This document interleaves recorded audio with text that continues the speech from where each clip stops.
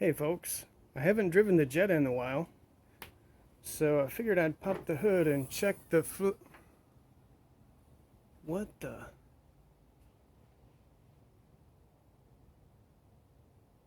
Rats.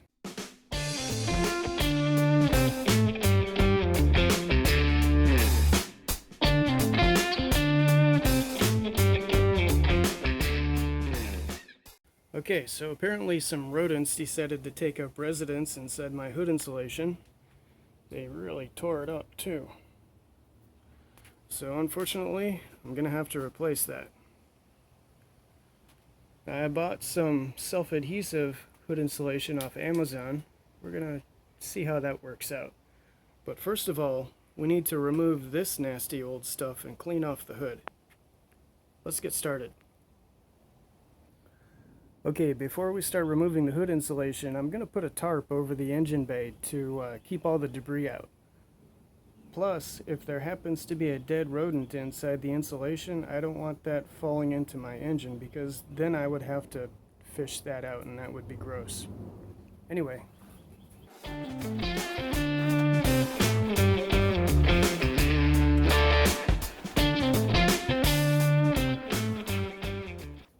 Froggy, you're in the wrong place, dude.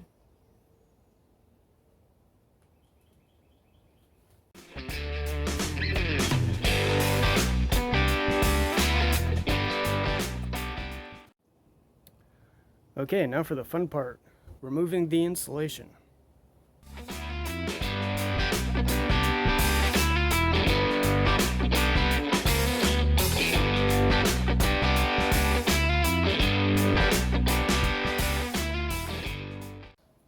By the way, to release these hood insulation clips, all you have to do is squeeze them together like that and then pull them out.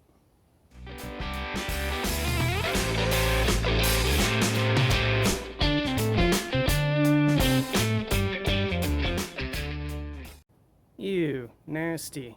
Maybe I should have worn gloves. By the way, the hood strut goes through this hole in the hood insulation here, but I'm not going to worry about removing the hood strut. I'm just going to cut the insulation with a pair of scissors. Okay, so I've got my new hood insulation laid out on the ground.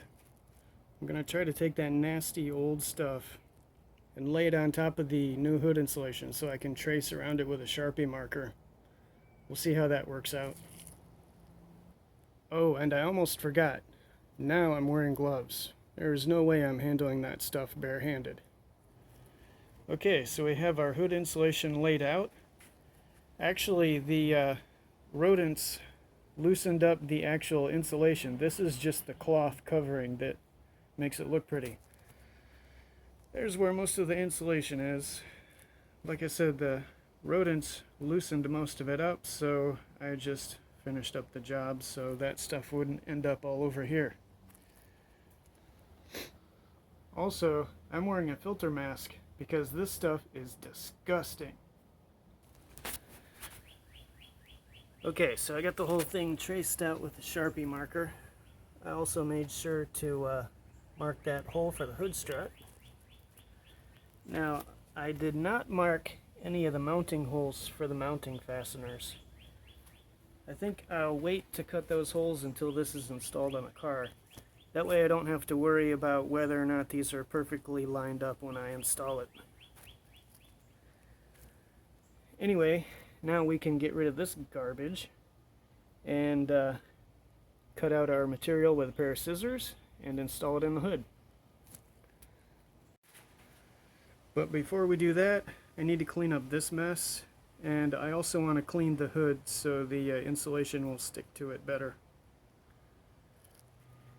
I'll do that off camera. Okay, so I cleaned off the hood with a brush and a vacuum cleaner. My shop vac is sort of like Mega Maid. It can switch from suck to blow. So I loosened up the dirt with the brush and then blew it off with the vacuum. Anyway, now it's time to install the new hood insulation. However, I'm going to test fit it first because the new hood insulation is not contoured to the hood like the original was, so it may not fit the same. I'd rather test fit it before trying to install it, just in case it doesn't fit right. Well, it's a good thing I did a test fit, because this aftermarket heat shield does not in fact fit as well as the original. That's especially true nearing around the back edge of the hood. Let me give you a close-up.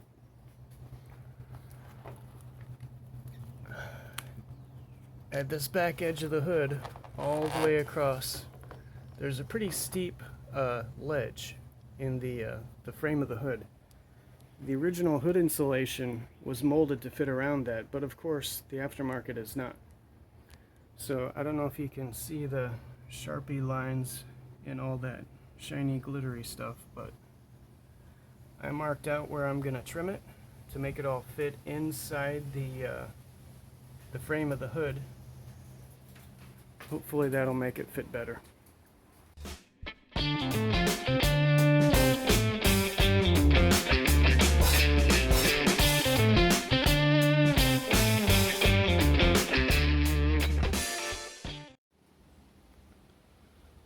Okay, I'm pretty happy with how that's fitting, so I think it's time to install it.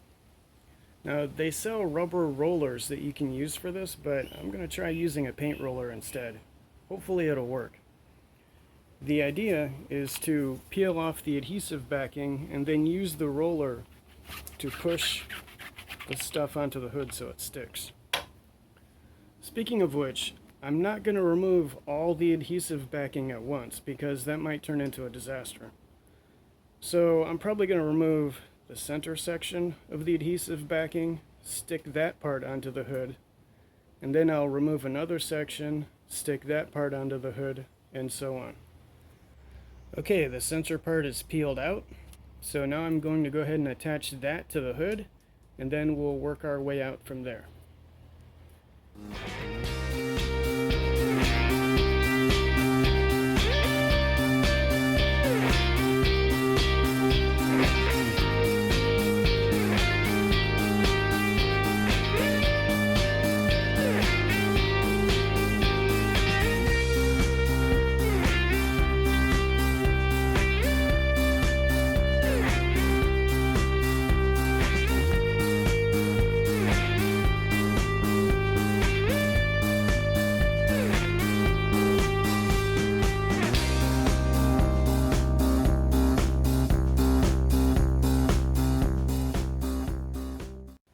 Okay, that worked out pretty well.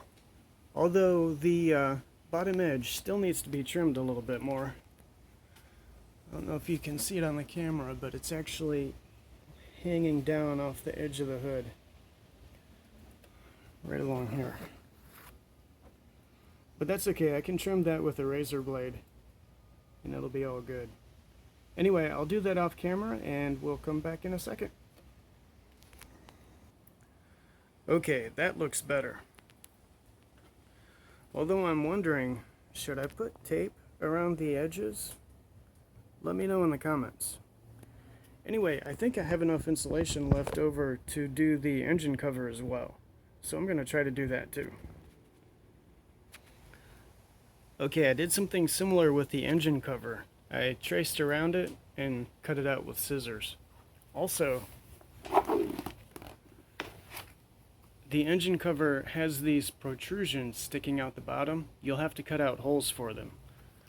So what I did is I took the insulation and I pressed it down onto those protrusions, and that leaves witness marks in the insulation, like right here. So now I know where to cut.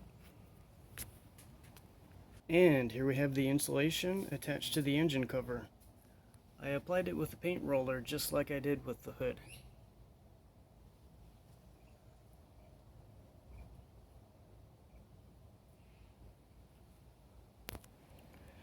Okay, here is the finished product. Using some cheap sound and heat insulation from Amazon, we were able to turn the proverbial lemons into lemonade. But we're not done yet. There's more work to be done on this car, so stay tuned.